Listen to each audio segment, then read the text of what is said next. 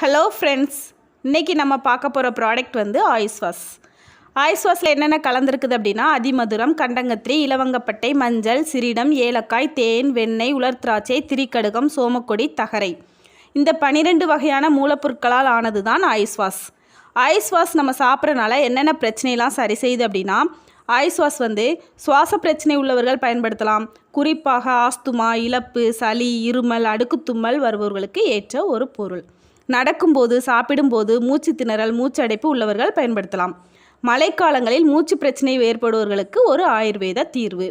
இந்த ஆயுஸ் வாஷை நம்ம எப்படிலாம் சாப்பிட்லாம் அப்படின்னா, குழந்தைகள் வந்து 1 தேக்கரண்டி, பெரியவர்கள் வந்து 2 தேக்கரண்டி சாப்பாட்டுக்கு பின் காலை இரவு சாப்பிட வேண்டும்.